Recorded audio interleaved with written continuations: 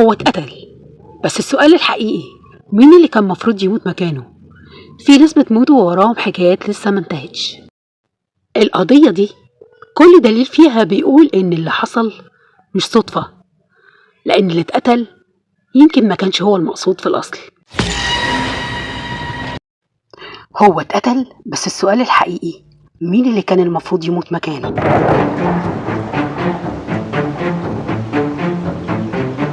الشرطة جت الصبح الساعة 8 بالظبط، بعد ما الجارة مدام ليلى اللي بتلبس روب حرير وتشرب نسكافيه على البلكونة سمعت صوت طلقة وهي نايمة، بس قالت في نفسها أكيد في فيلم في التلفزيون. ولما شافت الدم في الشباك صرخت واتصلت ب122 وهي بتعيط.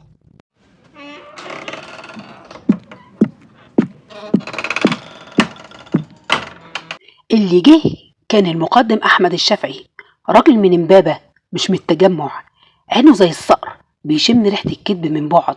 دخل الفيلا لقى عماد مرمي على وشه في المطبخ، والدم واصل لحد التلاجة السامسونج اللي ب30,000 جنيه. الطلقة دخلت من الظهر وطلعت من صدره، خليته مات في ساعتها في نفس اللحظة.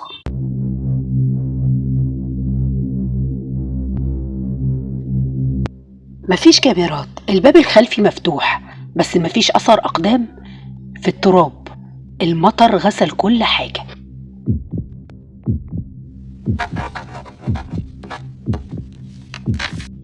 فريق الطب الشرعي بدأ يشتغل، قال إن الطلقة من المسدس 9 ملي والراجل مات بين 12 و2 الفجر.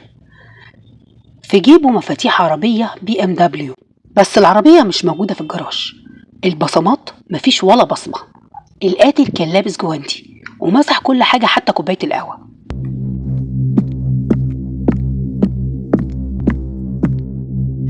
بس لقوا شعراية سودة طويلة على الأرض جنب الخزنة، مش بتاعة عماد، دي شعر حريمي. الخزنة كانت ورا لوحة مزيفة مفتوحة وفاضية، بس فيها ورقة محروقة نصها مكتوب اسكندرية 2015 $5 مليون شريك سين عين. المقدم أحمد راح يحقق مع الجيران.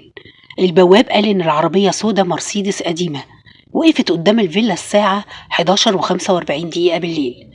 نزل منها راجل طويل وشه مش باين، العربية مشيت بعد ساعة. الخدامة قالت إن عماد كان مرعوب آخر الأسبوع، كل شوية يبص من الشباك ويقول هيجي ياخدني.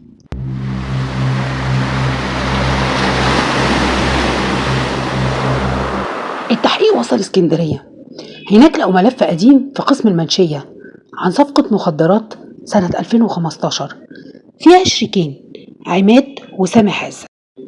سامح اتحكم عليه ب15 سنة بس خرج من سنة بكفالة، ومن يومها مختفي، وصورته هي نفس الراجل اللي البوابة وصفه، طويل وعينيه خضرة وفي وشه ندبة صغيرة.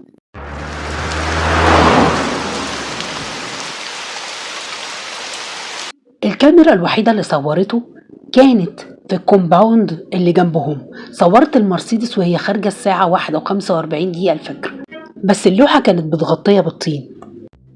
أما الشعراية السوداء طلعت بتاعت واحدة اسمها ريهام، رقصة في مالها ليلي في المهندسين، كانت عشيقة حماد، وقالت في التحقيق سامح رجع وهو عارف كل حاجة، اهرب يا عماد.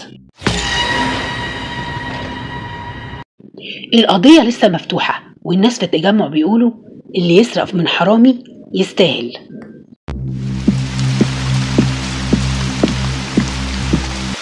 أما المقدم أحمد فلسه بيدور على سامح عزت وعلى $5 مليون اللي اختفوا مع الجثة.